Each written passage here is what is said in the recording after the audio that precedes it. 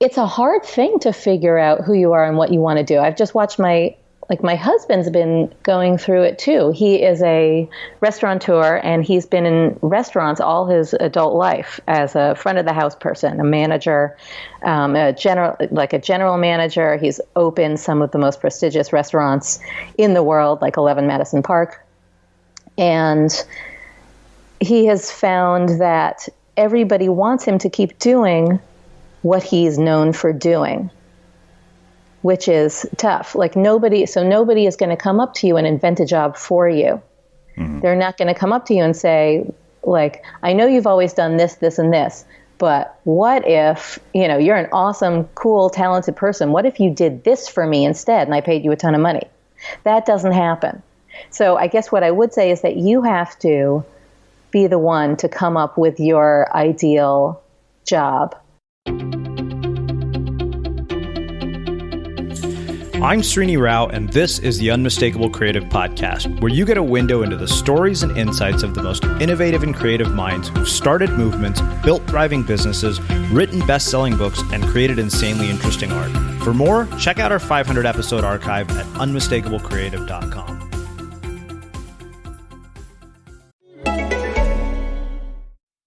People can do amazing things, walk on the moon, contain a nuclear meltdown. And what do they have in common? They're not in it alone. Creativity, talent, genius, it's all a team sport. We have seen what we thought was unseeable. It was a step in a direction that nobody had taken before. I'm Gabriella Cowperthwaite, host of Teamistry. It's an original podcast from Atlassian, all about the chemistry of teams.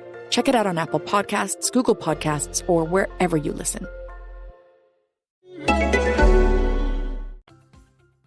Laura, welcome to the Unmistakable Creative. Thanks so much for taking the time to join us. Oh, the pleasure is all mine. Thanks for having me. Yeah, so, you and I go way back. You were one of our very first interviews in the Blogcast FM days. And of course, I immediately took a liking to you because you said that one day I would own a hockey team, even though I don't think I'm going to own a hockey team anytime soon. But before we get into the work that you do, I want to start with a question that I've found has been very interesting and revealing. And that is, what did your parents do for a living? And how did that end up impacting the choices that you've made with your life and your career? Oh, that is a great question, because I feel like the impact has been multifold from both their choices. So one thing about my parents and their careers is that they both had a big pivot in midlife. So my dad, when I was a baby, until I was around 4, was still an industrial engineer for Eastern Airlines back when it existed. As a matter of fact, he still carries his Eastern Airlines ID around in his wallet and tries to use it to get upgrades when he flies. I'm not kidding you. He shows it at the counter. He says, "Hello, I am a former colleague of yours." And then he presents this ID of him with, like, the picture of him is has greasy hair and I think a trench coat. So I don't think he's ever gotten one upgrade from that. But so he was working for the airlines, and then he quit that to become a psychotherapist. Wow. When I was around 4 years old. Yeah. And that was quite a long slog, like a 10-year process of him writing his dissertation and all that. And he built a thriving practice in Manhattan as a psychotherapist.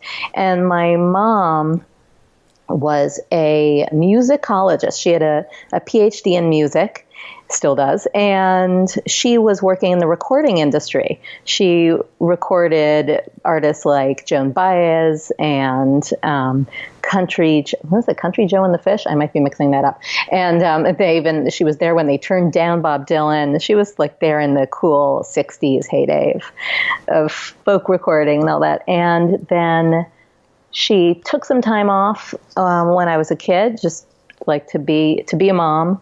And was still working part-time, but she also pivoted and found her path in children's book publishing.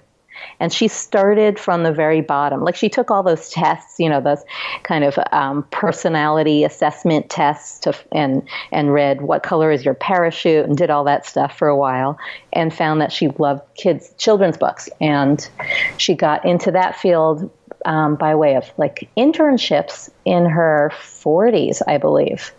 It didn't really occur to me when I was a kid how brave that was.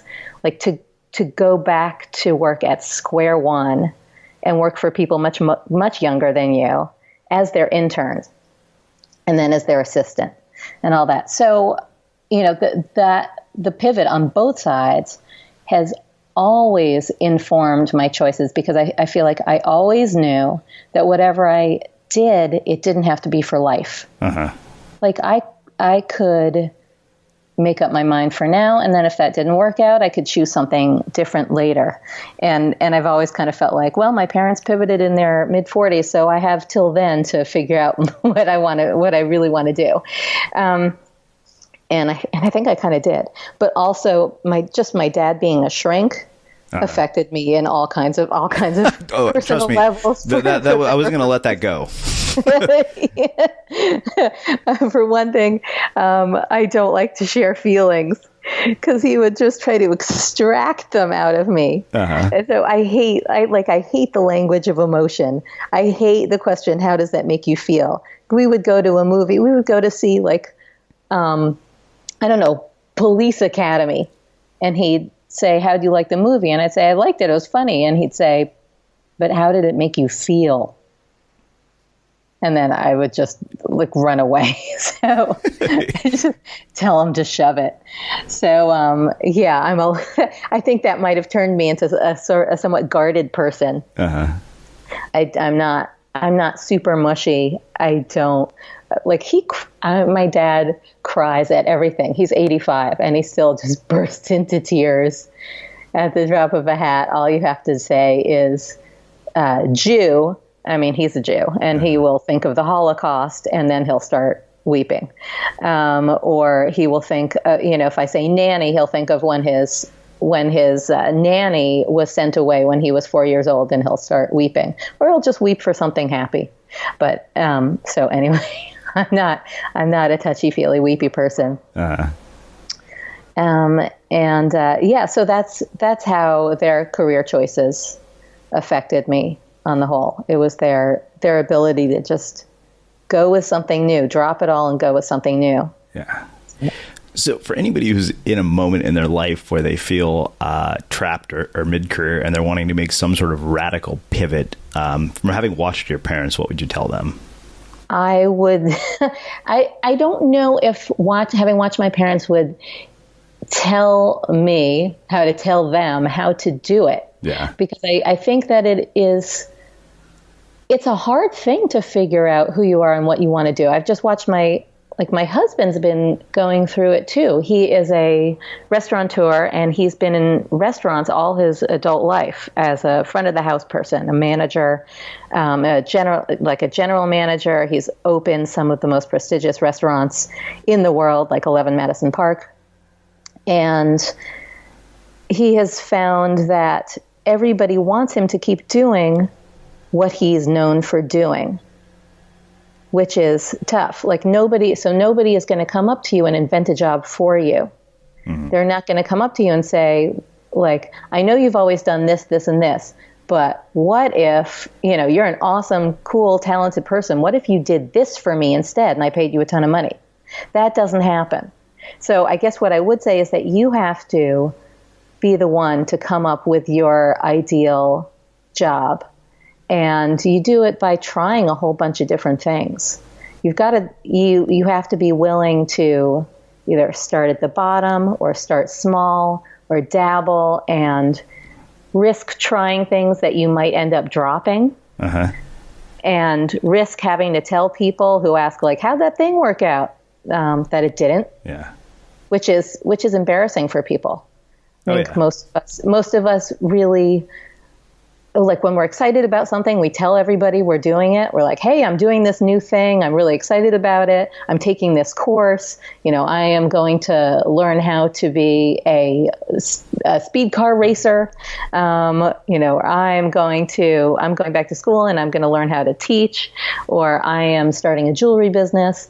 And then it turns out maybe that's not what we wanted to do. You don't know until you do it. Mm. And people are like, hey, how'd your jewelry business work out? How's it going?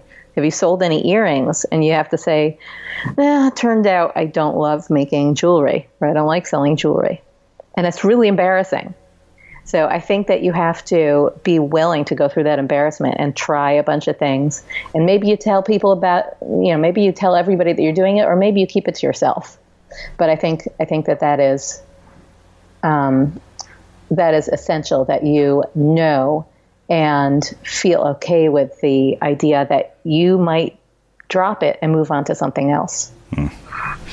So I'm curious, did your mom teach you anything about commitment to craft and, working artists and how they really are able to create at the level that they do, having been so close to musicians?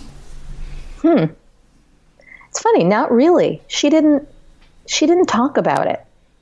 What my mom did do and does do is love music, and throughout her whole life, whatever she's doing in her career, she's always played music in some way or another. Like she used to play the banjo. She had I think she still owns a banjo or two and might pick it up sometimes. But she was pretty dedicated to it for a while and would take banjo lessons and practice the banjo. And doesn't really play anymore, but now she is in a chorus made up of alums of and parents of my school, which she's both, my high school. And she's been in that for years and years and years. And she is turning 80 this year. And she goes to her chorus practice every single week. She's probably one of the most dedicated members of that chorus. And this year and last year, they sang at Lincoln Center. And they backed up a quartet of folk singers, and it was a big deal. Like, it was a big deal to go to Lincoln Center and see my mom get on stage and sing with all these people that she practices with every week. And so I'm pretty inspired and at this point, at her age, like, awestruck by how committed she is to doing something that she likes. It's not her, if somebody said, "What's your passion?" I don't know if she'd name that. Mm-hmm. She would probably say her kids. If somebody said, "What's your career?" she'd say, "I'm in children's book publishing." It's not about music anymore. She just likes it. And so that kind of dedication to something that you like or love is, to me, really inspiring and I'd say essential for a fulfilling life. So we know a lot of you have been listening to us for years, and it means the world to us. What we do here at the Unmistakable Creative wouldn't be possible without the support of our listeners. If the podcast has been valuable to you, one of the best ways you can support us is to subscribe to Unmistakable Creative Prime, which gives you access to transcripts, all of our courses, monthly coaching calls, live chats with our guests, and an incredible community of creatives. And it costs less than you spend on a cup of coffee every month. For the school teachers and people in our education system, Prime is completely free to help you with this transition to teaching online. We've packed it with a ton of value and actionable content, and we hope you'll check it out. Just go to unmistakablecreative.com/prime to learn more. Again, that's unmistakablecreative.com/prime. Yeah, I think it absolutely is essential. It's funny because, one of the things that I was sort of writing about as I was wrapping up the manuscript for my book is suddenly I was like, wow, I'm done writing books for a little while. And now there's this void in my life that has been left by this thing that has consumed me for the better part of 2 or 3 years. And I actually found myself picking up a guitar. And, one of my friends, our content strategist, said, here's the deal. You basically create this portfolio of meaning in your life, because then no one thing is going to determine your identity and self-worth, because you have all these other things that actually make up your life. Wow, I love that portfolio of meaning. It's so good. I wish I'd come up with that. I'm a little jealous. Well, trust me, I'm sure you've come up with much more clever things than I have. So I think that makes a perfect transition to what I want to talk about. I'm curious how you've ended up doing the work that you do. Can you walk us through sort of the trajectory of your career and how you've ended up here? Yeah, sure. I mean, it's all pretty accidental and driven always by my stubbornness, my stubborn refusal to do things the way you're supposed to. So when I was just out of college, I think what you were supposed to do is start applying for jobs right away, like career jobs. And you're supposed to move out of your parents' house and go live independently. I stayed at home. I slept late. I went to the gym a lot, and I applied for bartending jobs because I just saw all the cash that those people were making. And I went out to bars a lot. I was not a drinker, but I went out to bars a lot. And being a bartender looked like the most fun thing you could possibly be. It's like, oh, you get to meet people, and you have all these dollar bills coming at you, and it looked really exciting. So, I applied for bartending jobs. I went to the Columbia School of Bartending, which is a total joke. It's just a reason to drink. And I went out pounding the pavement with my resume of nothing except Columbia Bartending School certificate, and somehow got a job bartending.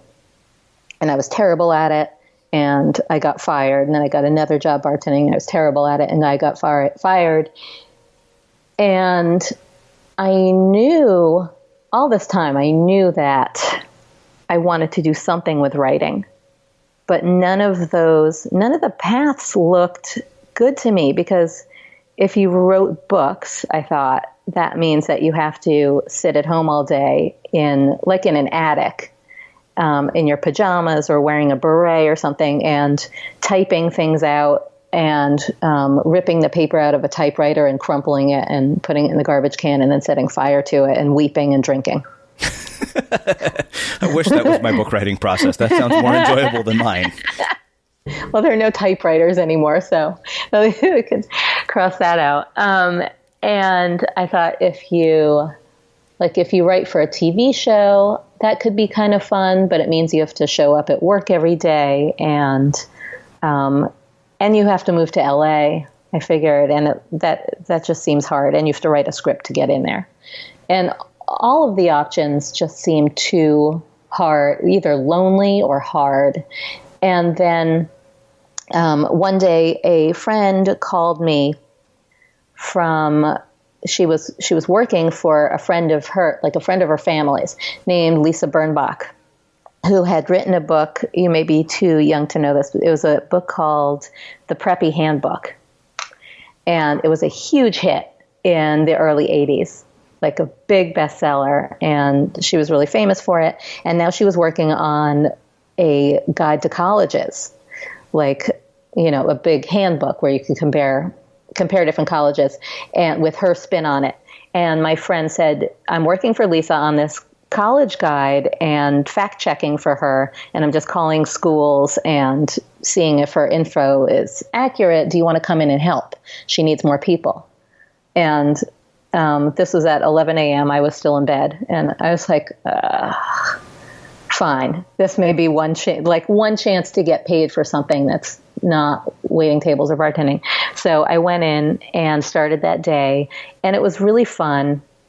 And I loved working for Lisa, and I saw what the life of a writer could be, and it could be collaborative and fun, and it didn't have to mean writing long, sloggy things. Like she wrote these books that were little bits of things, little bits of funny things, and I thought that seemed fun. And I loved calling the colleges and getting to ask questions like, is it true that you are the #1 party school? Like, can I talk to a student there and ask about the parties? And so Lisa, that worked out for a couple of months, and then we were done. And then Lisa, my boss, got hired by Spy magazine. And Spy was like this hip, cool downtown satirical publication. It has sort of, I would say it is now, like its DNA is now most in New York Magazine. But it was in its heyday at this time. And Lisa became a deputy editor there and said, maybe I can get you an internship. And she did. And this was a really hard internship to get. Everybody there was from Harvard, and the interns were serious writers. And so I spent 6 months there as an intern, and I was kind of a terrible intern because you were supposed to be pitching ideas all the time, while also, that our daily duties were like Xeroxing the gossip pack. This was before internet, mind you. So we would take like every gossip page of every newspaper, like the Post page 6, et cetera, all the gossip items, and Xerox them in one big packet every day and hand it out to all the editors. And then another of my duties was to take one editor's free books that he got. Like he got these piles and piles of free books sent to him to review. And he would give them to me in a carton and make me take them back to the Strand, which is the used bookstore on 12th Street, and get cash for them and bring it back to him. So those were the duties I could perform. Pitching ideas, I was just terrible at. I couldn't think of anything, which was really disappointing to me and I think to the people who hired me. But someone on the ad side, like people liked me there, and someone on the ad side said, when your internship's up, why don't you come over and work for us? And I said, great, because I wanted to stay. I didn't want to leave. Like all my friends were there now, and there were great parties and everything. So I went to the ad side, and they gave me an assignment to write an advertorial for Doers. So do you know what an advertorial is? Kind of. Is it like a combination of an advertisement and an editorial in one? Exactly. So it's like when you're flipping through a magazine, and you come across an article and you're like, oh, this looks good, but it looks a little weird. It doesn't look like the magazine. Exactly. That's usually an advertorial. It's like a piece of content. It's branded content, basically. Uh-huh. It's a piece of the magazine that's actually an ad, but it kind of looks like it's part of the magazine. So I got to write one for Doers Scotch. And so it was like this whole quiz. Do you party like your Uncle Marty? And it was kind of an assessment quiz to see if you were like just a big loser at parties or like a stiff old uncle. And if so, you needed some doers. And everybody loved how that came out. And I didn't realize I still have it. Bless my mom, she saves everything, and I've got or just doesn't clean out my old drawers. And I found a big spiral notebook, not a spiral notebook, a big binder of all my old work, like put into plastic. I'm so happy I saved it. I'm like, oh, that was good stuff. So it turned out I could write copy. Like I just didn't know what copy was until then. Mm-hmm. And so I stuck around there and wrote ad copy for them, and then segued over to New York Magazine for a little while and wrote copy there. It wasn't a great fit for me there. It was really kind of corporate, and I was like 24 years old wearing crop tops in the office and low jeans. So like, you're not supposed to walk around the office showing your midriff, and it wasn't even that flat a midriff. But it was just like, I'm not a corporate person. So I did everything I could to rebel, and I'd show up late, and my boss would always leave a message for me right at 9 a.m., like saying, hey, Laura, I'm here. I've tried to get in touch with you, but I see you're not at your desk yet. Please let me know when you get in. And I felt like I was always busted for something. So that job didn't last very long. That was a good 6 months.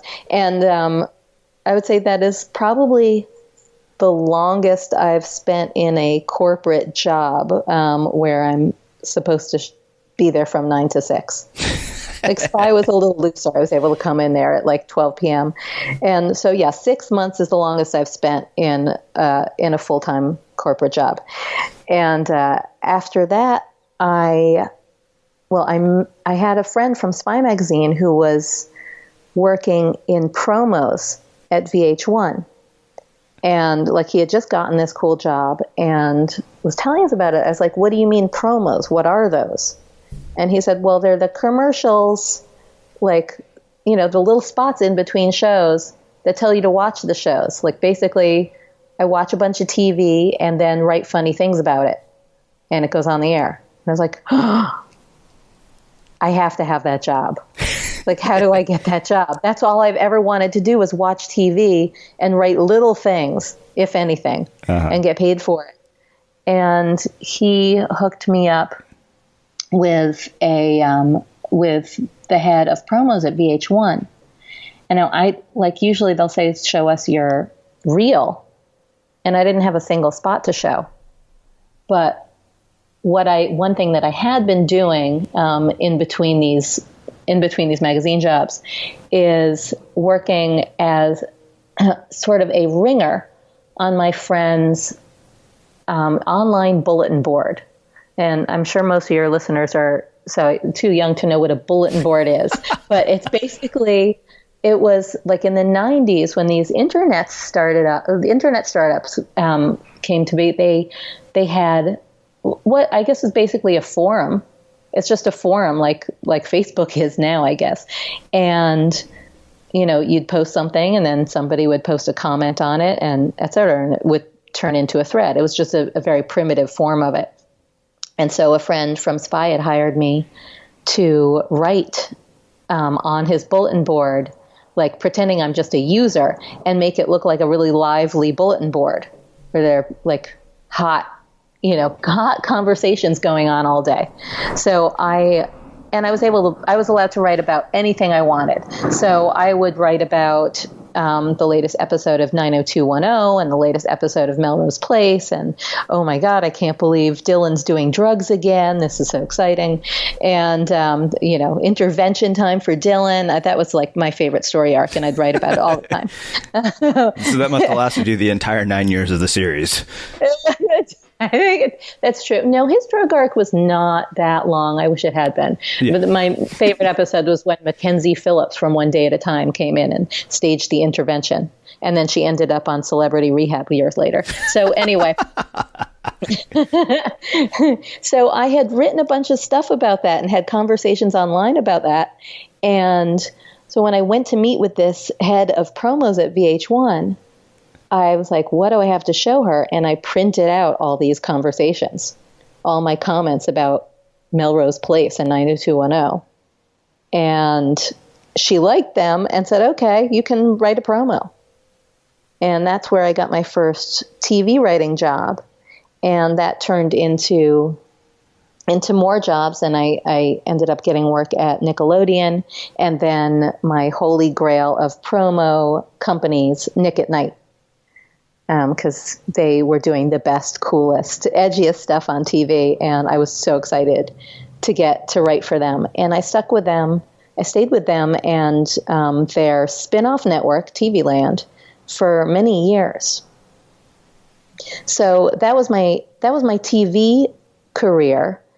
And when I was heavily in it, and it's still going on, but when I was like really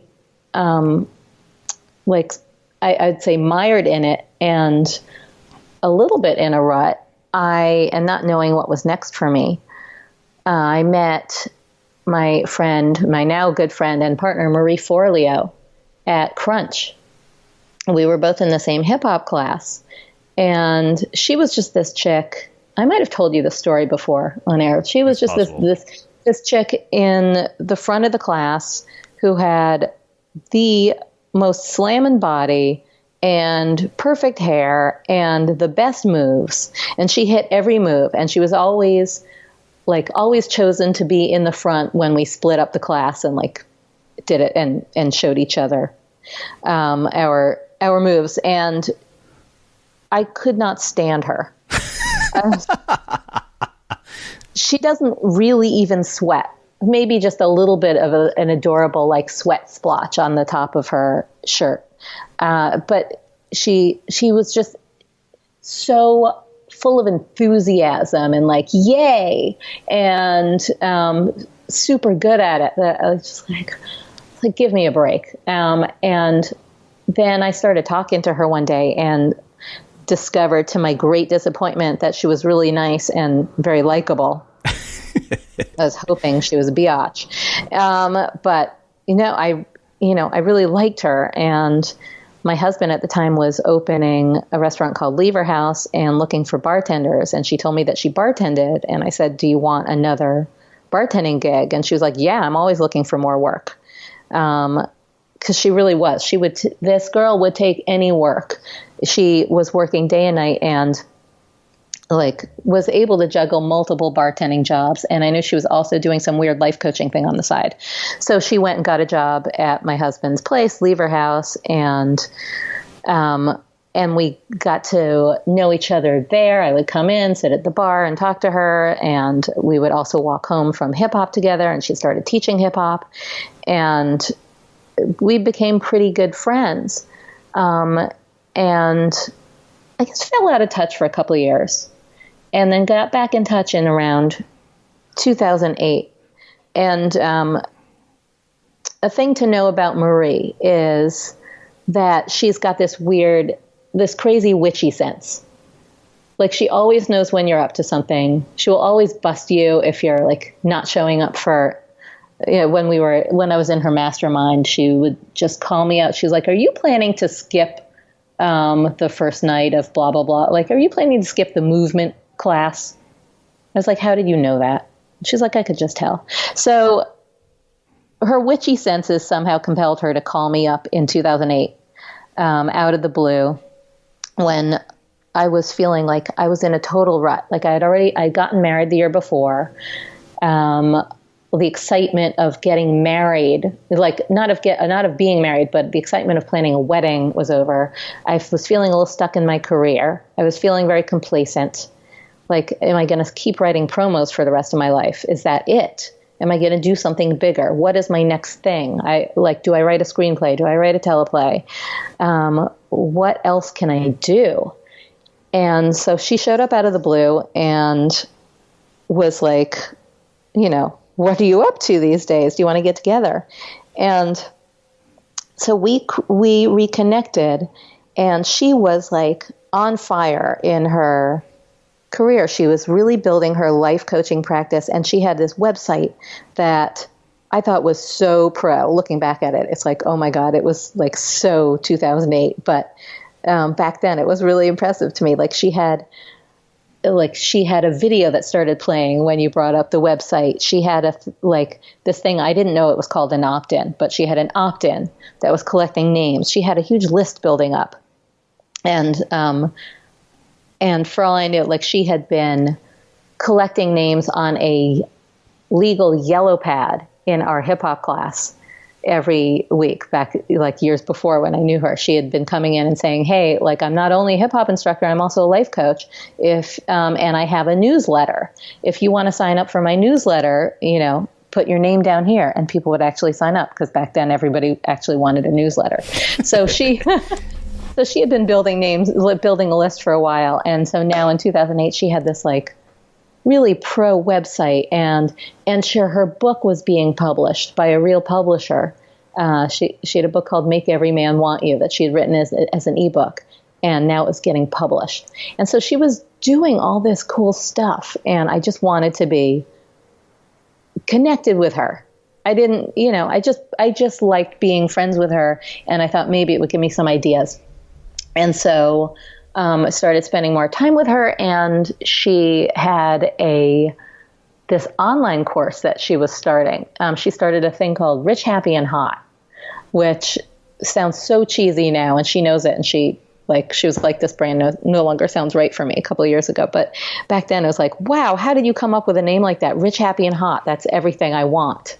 And I, even though she was my friend and it seemed weird, I joined her online mastery course, and she got to know me professionally because I started giving copy advice to people in that in her forum. People were starting businesses. It was kind of a business course, kind of a life course, all things mixed together. And people would put their copy up in the forum, and I would comment on it and help them with it, even though I wasn't really well versed in online copy. It's like copy is copy to me. Mm-hmm.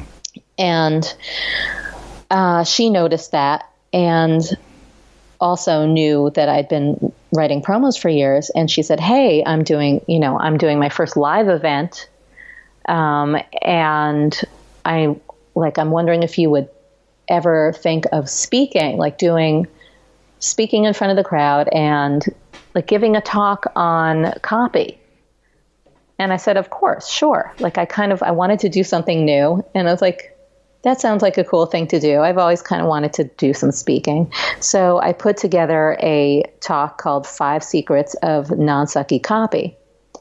And her first live event was like 50 or 75 people in a room in the Soho House.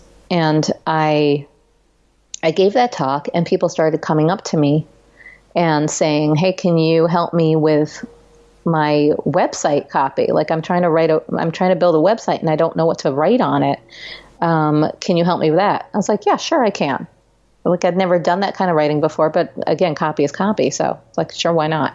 And I also knew that people tended to write terribly online.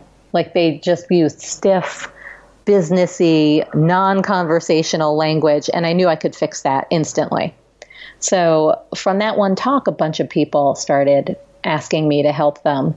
And I figured out what to charge them, just kind of out of the blue. Like, I was just like, I don't know. And I just named a price, and they paid it. And so that started me working for entrepreneurs, doing private sessions.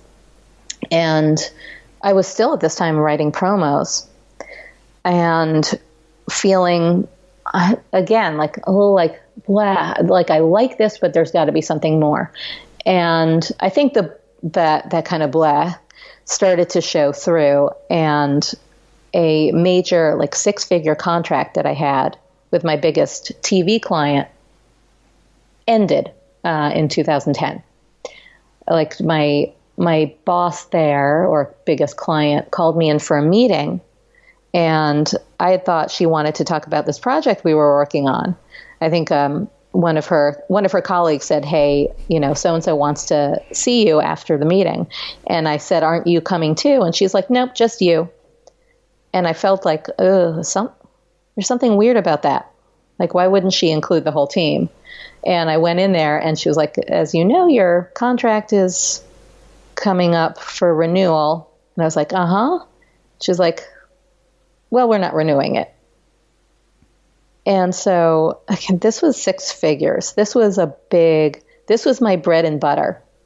Like, anything else that I was doing at the time was just a little bit of nice pocket change. It was gravy.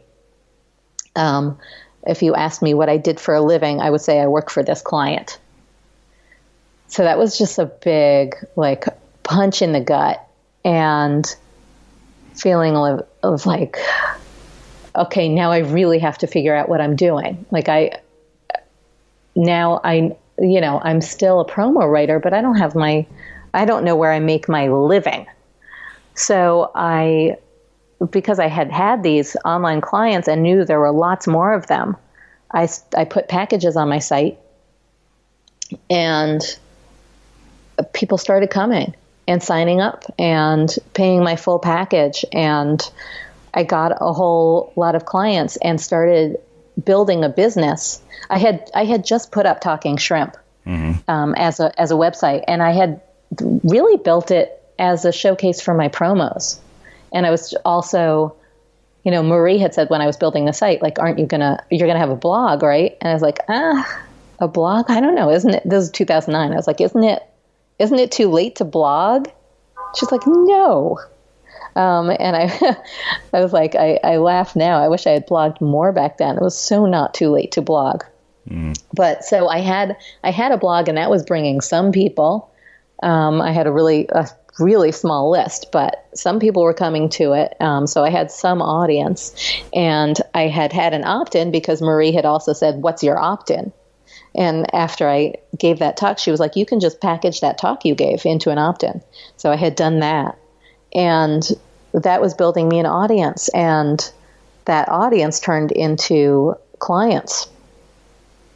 So Talking Shrimp became really, it is still the home of my promos business, but it is really the place where I serve business owners, entrepreneurs, anybody who needs help with words for their business or even for their life. I mean, I can help write a toast, but that is what it has become. And that has become my career now, is helping people, like helping mostly individual people and some companies with their words. So I'm glad you told me that that long answers work for you, because that was probably the longest answer you've ever had. I just told my whole life story. What would you do if you had to figure out how to photograph something in deep space that nobody knows is really there? This question and more get answered on Teamistry, the new podcast from Atlassian. Hosted by filmmaker Gabriella Cowperthwaite, Teamistry looks past the front page headlines and into the untold stories of teams behind groundbreaking moments. Each episode examines how the extraordinary chemistry of these teams made the impossible possible. Download Teamistry for free wherever you listen to podcasts and learn more at Atlassian.com/Teamistry.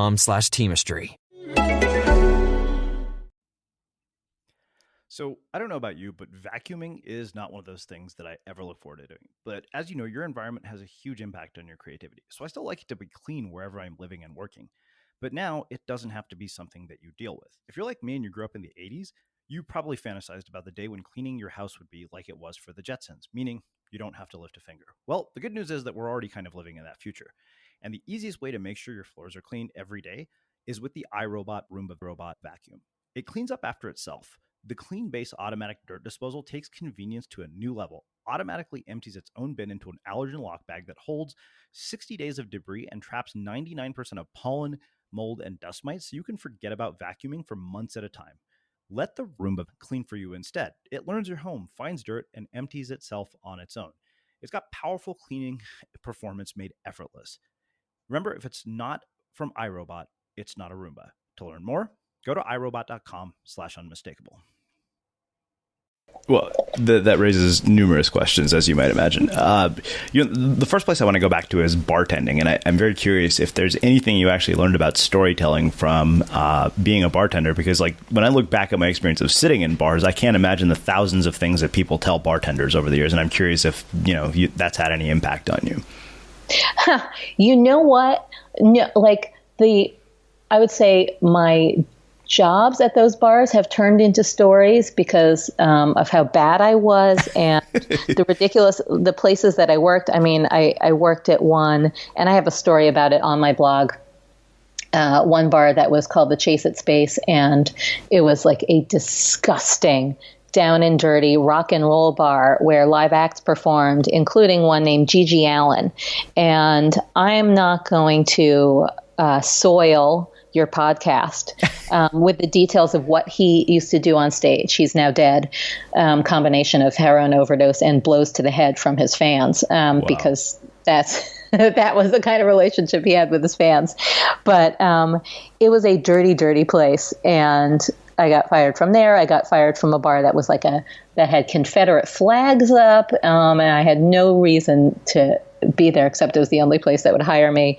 It was run by a Texan named Bubba who was really into balloons. He was like, if there's one thing I know, it's balloons. We're going to have balloons everywhere. We're going to show those people why they came here in the first place. It's balloons. There's, and he was really not into giving, what do you call them, buybacks. Like most bartenders make their living from, somebody buys a bunch of drinks, you buy them back a drink, you give them a free drink.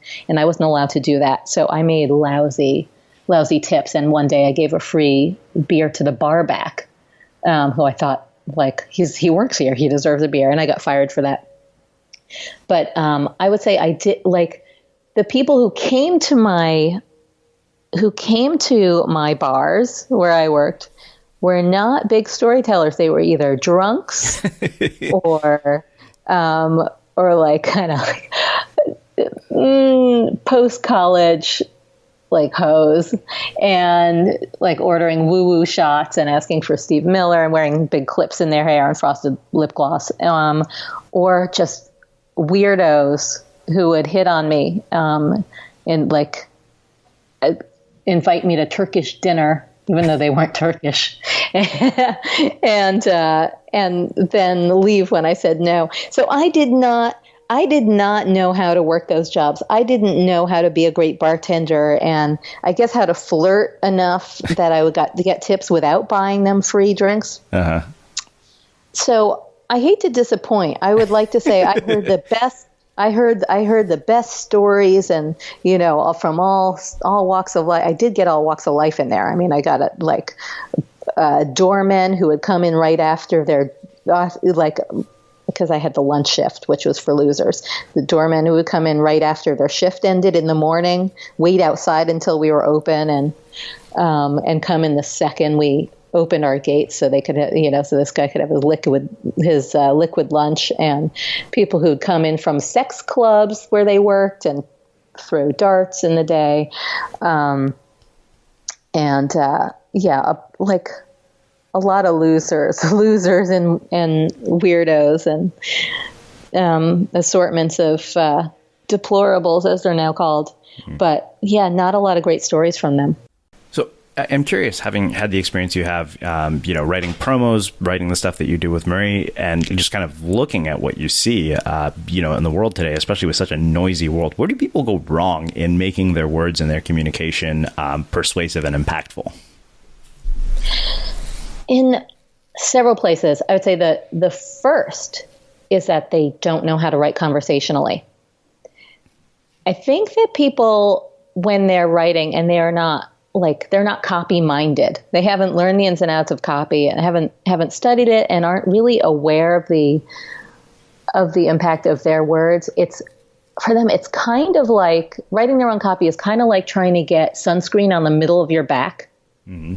Like they can't see it. They can't seem to get their voice into writing. So their writing comes out sounding stiff and businessy and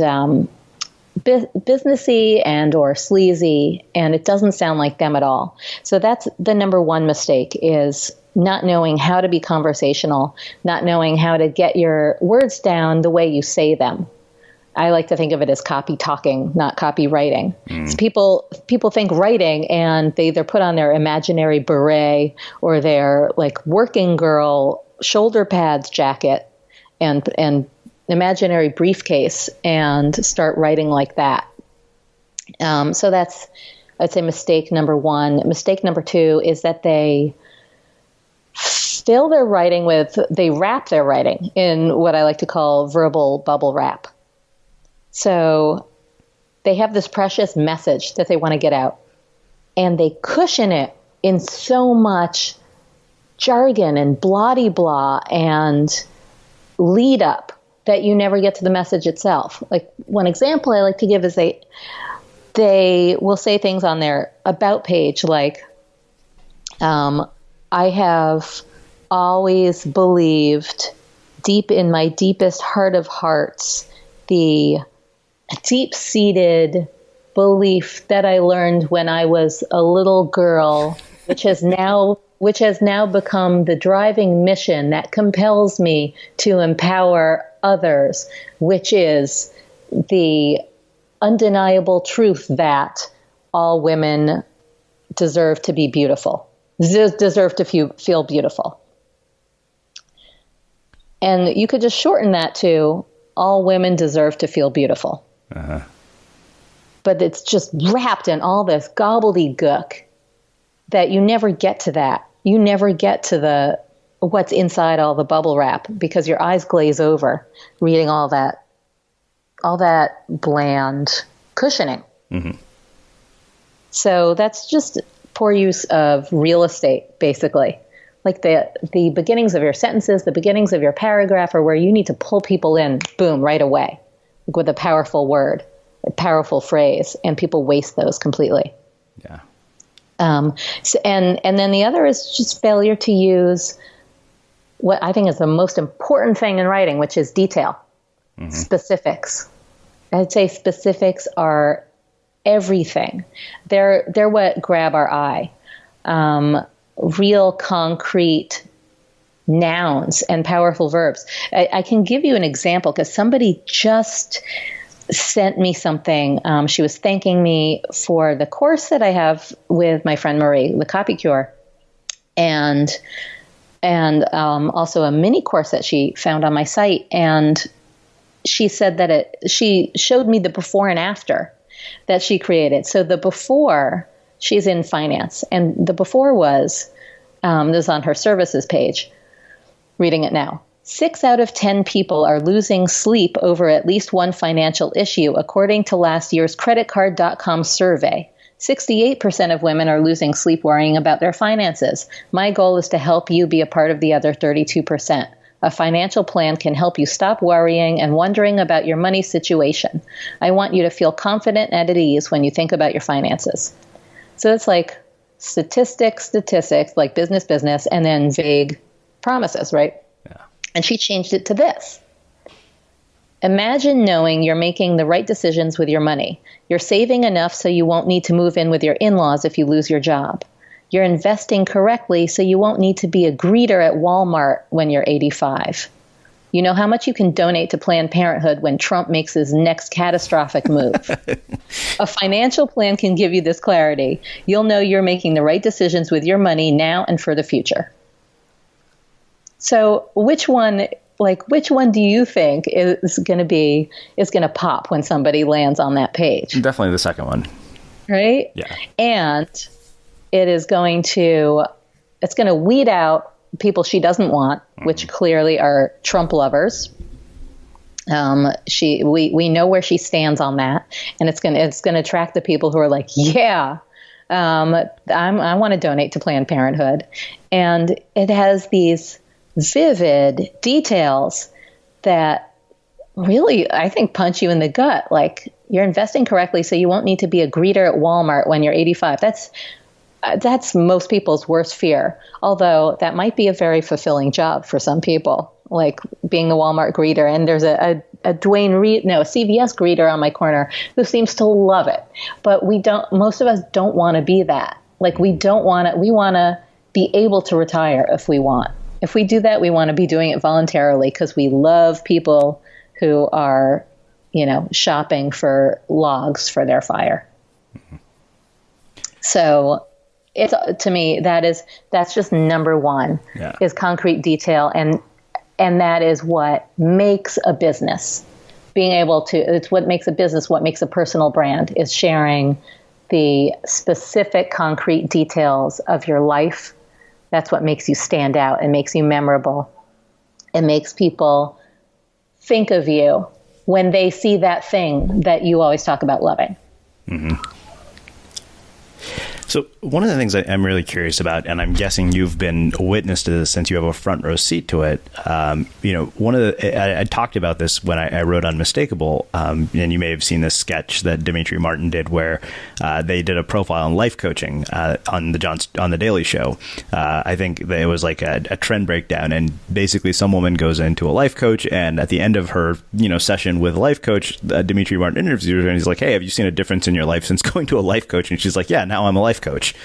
And the funny thing is, as slapstick as that was, that pattern to me was always funny, and I had to use it because I kept seeing it over and over and over and over again. And I'm guessing you have a front row seat to that, and I'm curious what you have to say about that, because I've heard and I've seen people, a lot of people who come out of B School and a lot of these programs, they literally seem to go out and try to replicate the very thing that somebody else has done, which basically completely strips away whatever makes them original or interesting. Yep. 100%. I do have a front row seat to it. And it breaks my heart that people go in to learning online business or hire a life coach so that they can figure out the thing that they love doing or make a business out of the thing they love doing. Mm-hmm. Maybe the thing they love doing is, I don't know, painting, or say like throwing pots, and they want to make a full living as a potter and sell their stuff. And they get a life coach, or they get a business coach, or they take a business course, and then they see like, hey, the person teaching me is making a whole lot money than I'm ever going to make doing like selling these pots. I think I'm going to become a life coach, or I'm going to become a business coach. And they do it often before they've even made a dime selling their pots. Mm-hmm. Like they become a business coach before they've made a dime, or they become a life coach before they've really actualized that dream that they went into it for, which was to make a living doing that thing that they love. And they say, well, now what I love is life coaching. Like, I think that can be a lot of crap. Mm-hmm. I am not against life coaching. I think some like life coaches who become life coaches because they're really talented at helping people change or helping people take action. Great. Because that's a great talent. People are really hard to change, and it's really hard to get somebody to take new action. So if you're good at doing that, be a life coach. That is awesome. Or they become a business coach. I think business coaches who have had success in business and want to translate it to teaching people how to do that. I applaud that if they're able to teach it well. But it is sad to me that people actually give up on their initial dream in order to transition into coaching before they've actually made their thing happen. Mm-hmm. And then they usually burn out at coaching, or they burn out at business coaching and end up going back to what they were doing initially. Like they go back to painting, they go back to throwing pots, they go back to massage because it's what they really wanted to do in the first place. And maybe they build the business they wanted to, maybe they don't, but like they could have been so much farther ahead if they had stuck with that and really given it a shot instead of going over to the life coach side. Mm-hmm. Yeah, it's really interesting because to me, that is what causes people to get washed up in sort of a sea of sameness. You get we get people, pitches every now and then, and I go through the website and I'm like, I'm not quite sure what you do and what it is that you're going to bring. I'm unclear. And I'm very curious, what are the things that draw you in personally when you stumble upon things on the internet? Like what kinds of things appeal to you based on having this perspective? Real results. Yeah. When people can offer tangible results, like for me, like my dream is to maybe some of my dreams are to become more productive, to wake up earlier, to actually write a book. Like this is something I've been promising myself for years and years, and I got to get it done, or else I'm going to loathe myself in January if I reach January without having at least started a book. Okay.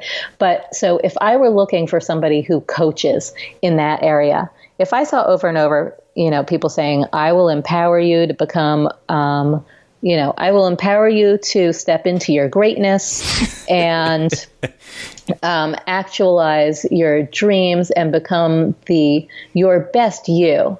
And live your best life. And they don't even credit Oprah. I'm like, blah, blah, blah. Everybody says that. If I see someone who says, I've helped 1,400 people to write the book that they've been saying they'd write for 10 years. And they wrote it in 2 weeks. And I'll do that for you. Great. Now now you caught my attention. Mm-hmm.